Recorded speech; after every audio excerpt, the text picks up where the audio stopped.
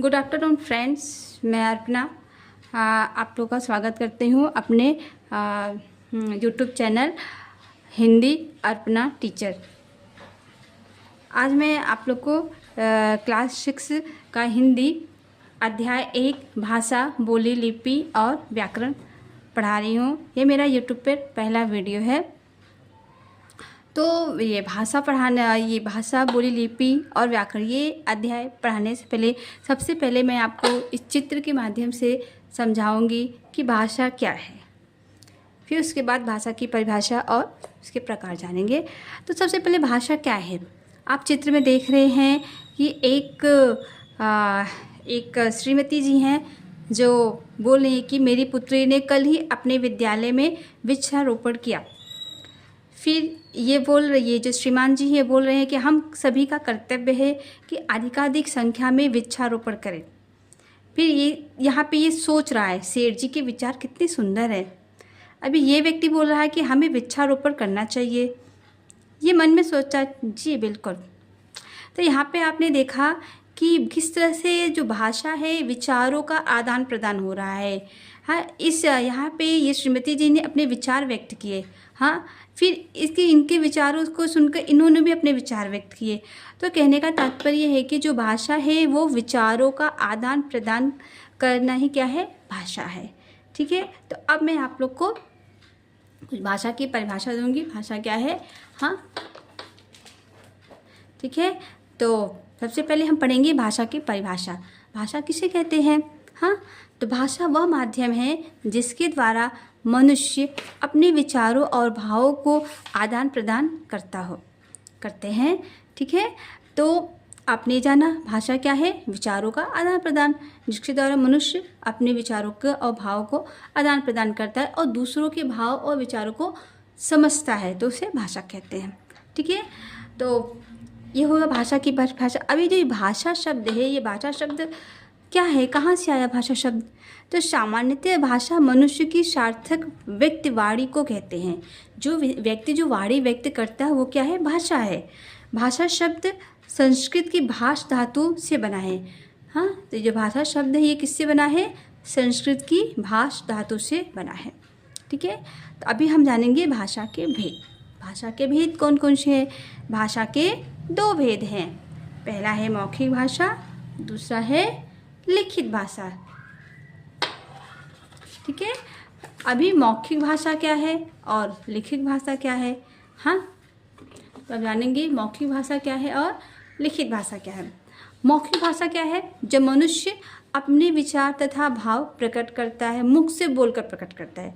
जब मनुष्य बोलकर अपने विचार तथा भाव प्रकट करता है तथा सुनकर भावों को समझता है, तो उसे मौखिक भाषा कहते हैं।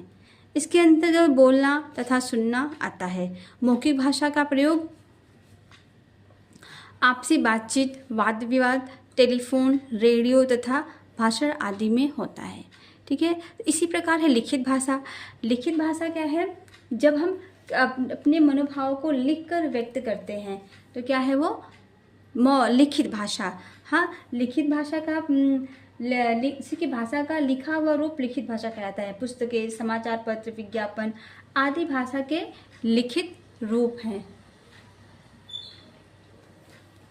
हाँ, जैसे कि मैं लिखित भाषा में करती हूँ।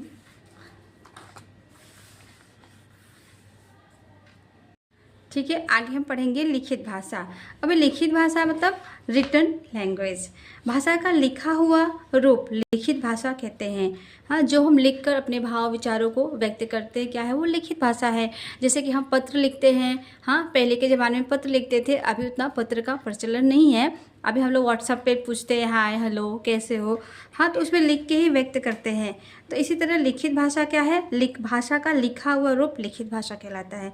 जैसे कि पुस्तकें, समाचार पत्र, विज्ञापन आदि भाषा के लिखित रूप हैं। ठीक है, आप देखते होंगे आपके क्लास में शिक्षक हैं, वो जो बुक पढ़ाते, जो पुस्तक पढ़ाते उसमें लिखा हुआ होता है। हाँ, तो कक्षा में विद्यार्थियों जैसे कि कक्षा में विद्यार्थियों ने अपने वाराणसी भ्रमण के अनुभवों को अपनी उत्तर पुस्तिका में लिखा। हाँ, तो अभी इसकी भ्रमण करने के लिए गए हैं छात्रगण। शिक्षक ने बोला कि आप जो भ्रमण करने गए तो उसे लिख कर लाओ। हाँ, तो उसमें उन्होंने अपने विचारों को लिख कर व्यक्त किया। ठीक है, तो ये भाषा का क्या हुआ, लिखित रूप है। अभी आती है राजभाषा। अभी राजभाषा मीन्स ऑफिशियल लैंग्वेज। राजभाषा का अर्थ है राजकाज की भाषा। हाँ, जिस भाषा में सरकार या शासन प्रशासन का दैनिक कामकाज किया जाता है वह राजभाषा कहलाती है। 14 सितंबर 1949 को भारतीय संविधान सभा में हिंदी को भारत संघ की राजभाषा के रूप में स्वीकार किया गया है। तो आर्टिकल नंबर अनुच्छेद नंबर 343 के अंतर्गत हिंदी को राजभाषा माना गया है। तो हिंदी को राजभाषा कब माना गया, 14 सितंबर 1949 को। ठीक है, फिर आती है राजभाषा, राजभाषा, फिर आती है राष्ट्रभाषा। हाँ, आप सबको पता होना चाहिए कि भारत में कोई भी राष्ट्रभाषा नहीं है। राष्ट्रभाषा नेशनल लैंग्वेज। राष्ट्रभाषा का अर्थ है राष्ट्र की भाषा, जबकि कोई भाषा क्षेत्रीयता के बंधन से मुक्त होकर देश के अन्य बहुत से भाषा क्षेत्रों और भाषा परिवारों में प्रविष्ट हो जाती है तथा अपने व्यापक रूप में समस्त राष्ट्र के सार्वजनिक कार्यों के लिए विचार विनिमय का प्रमुख माध्यम बन जाती है, तब राष्ट्रभाषा का महत्वपूर्ण पद प्राप्त कर लेती है। तो राष्ट्रभाषा कोई भी नहीं है, हिंदी जो है वो राजभाषा है। हाँ, क्योंकि आप जितने भी प्रांत है, जितने भी राज्य हैं, सब में अलग अलग भाषाएं बोल। जैसे कि अभी महाराष्ट्र में मैं हूँ तो महाराष्ट्र में मराठी बोलते हैं, गुजरात में गुजराती बोलेंगे, उत्तर प्रदेश में भोजपुरी है, हिंदी बोलते हैं, राजस्थान में राजस्थानी बोलते हैं। लेकिन जो हिंदी है ये पूरे इंडिया में बोली जाती है, तो इसलिए हिंदी को राजभाषा घोषित किया गया है हमारे संविधान में। अब फिर आती है मातृभाषा। Mother tongue. मातृभाषा वह भाषा होती है जिसे बच्चा अपने परिवार से जो भाषा सीखता है वह मातृभाषा कहलाती है। यहाँ पर दिया गया है वह मातृभाषा वह भाषा जिसे बालक अपने माता पिता, परिवार और समाज द्वारा सीखता है, अर्थात मनुष्य के जन्म स्थान से जुड़ी हुई भाषा मातृभाषा कहलाती है। सबकी अपनी अपनी मातृभाषा होती है।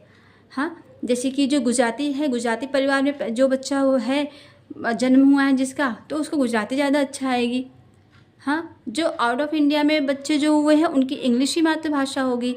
हाँ, अभी जो बिहार में या उत्तर प्रदेश में जो हैं तो उनकी भोजपुरी जो है उनकी मातृभाषा है। तो इसी तरह की मातृभाषा क्या है, जो अपने परिवार से, जो बच्चा अपने परिवार से भाषा सीखता है वो मातृभाषा कहलाती है। फिर आती है संपर्क भाषा यानी कॉन्टेक्ट लैंग्वेज।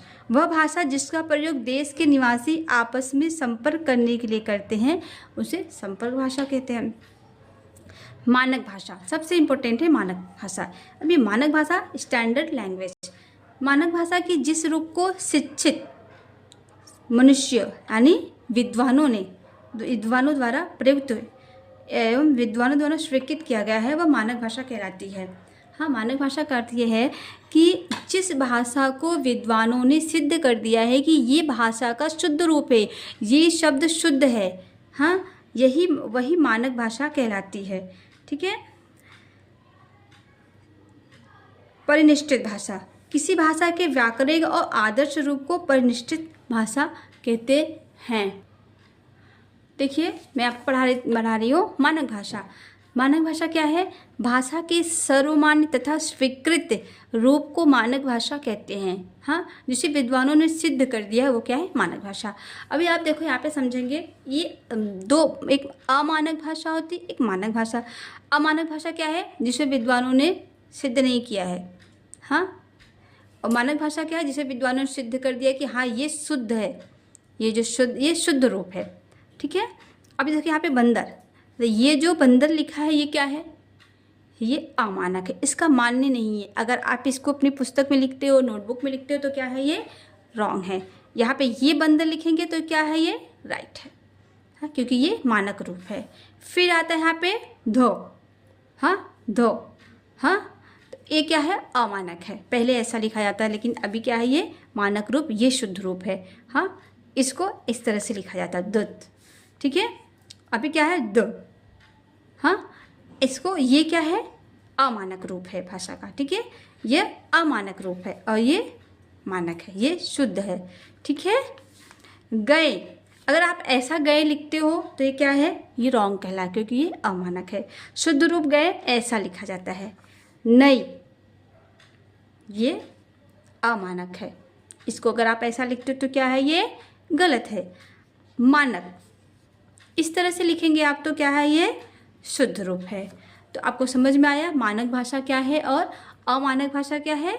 हाँ, मानक भाषा क्या है, जिसे विद्वानों ने सिद्ध कर दिया कि हाँ ये शुद्ध रूप है, वो मानक भाषा हो गई। हाँ, अमानक भाषा जिसको विद्वानों ने नहीं माना है, बोला कि यह अशुद्ध है, तो ये क्या हो गई, अमानक भाषा।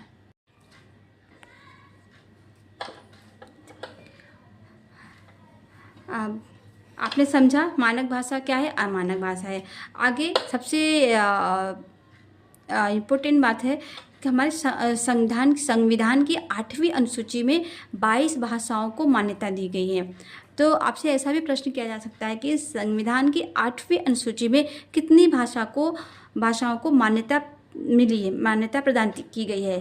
तो कितनी भाषाओं को की गई है, 22 भाषाओं को। ठीक है, तो 22 भाषाएं कौन कौन सी है, हिंदी, संस्कृत, तमिल, तेलुगु, नेपाली, असमिया, पंजाबी, बांग्ला, उड़िया, उर्दू, कन्नड़, कश्मीरी, डोगरी, मलयालम, संथाली, कोंकणी, मराठी, सिंधी, मैथिली, बोडो, गुजराती और मणिपुरी।